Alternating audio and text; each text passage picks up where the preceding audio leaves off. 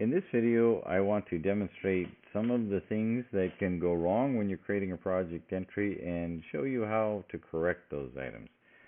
So I'm still on my head of household.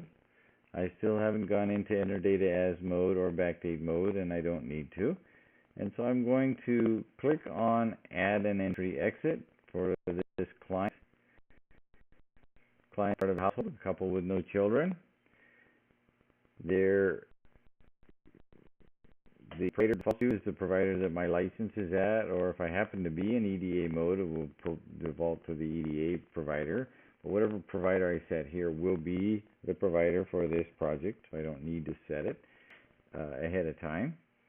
And I will pick a type here. So let's pick a type here that we know is invalid, and we're going to set this entry also for the 1st of April. April 1st, 2015. So I've made a bunch of mistakes here. I meant to associate these two household members together and forgot to. I forgot to change my provider, and I picked a wrong entry type. So what kind of implications will that have as we go into our entry? I'm going to click Save and Continue. And when we get in here,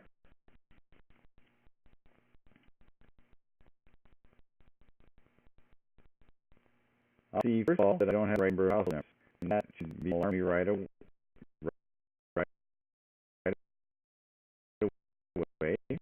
I also see a lot of red text on the screen here in the bottom, and it says that I have the wrong provider. So it's alert that this is not the level that we have a provider for, and I should start by changing that. So I'm going to go up here and change my provider to Claire Housing in this case, and I'm going to update this.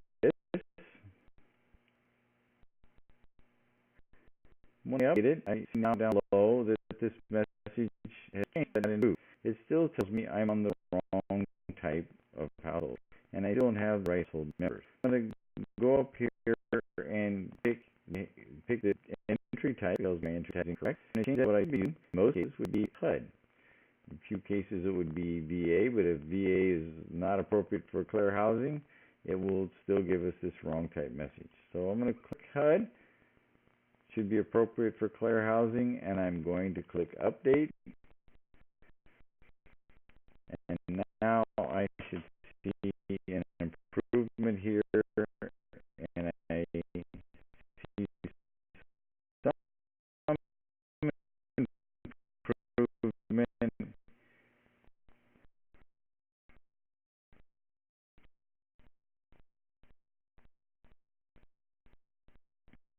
I'm getting multiple assessments at the bottom, and in a moment or two,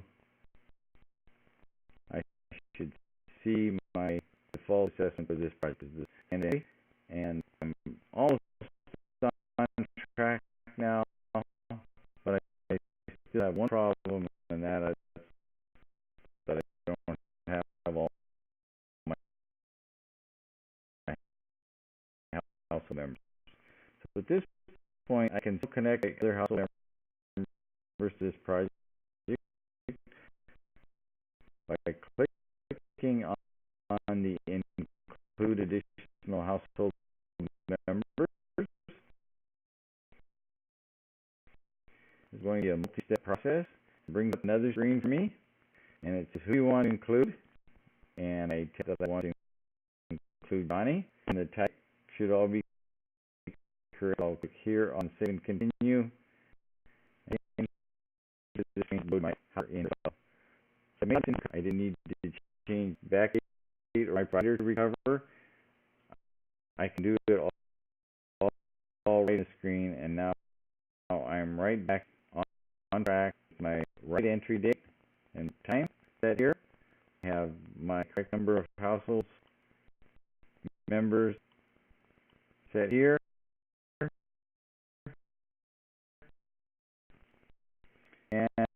And I have my multiple assessment I'm going to use to enter my data, both of my clients that are here. As in fast. I can click enter all the this client, save it, go over to my next client, save that, and complete the process of the answer. Again, for the training, I'm going to skip over you enter data and how to read the intakes. So we'll insert your intelligence there, and they just remind you to ensure that all of these fields are completed before you click save and exit for both of your clients that are listed up on top left. So I click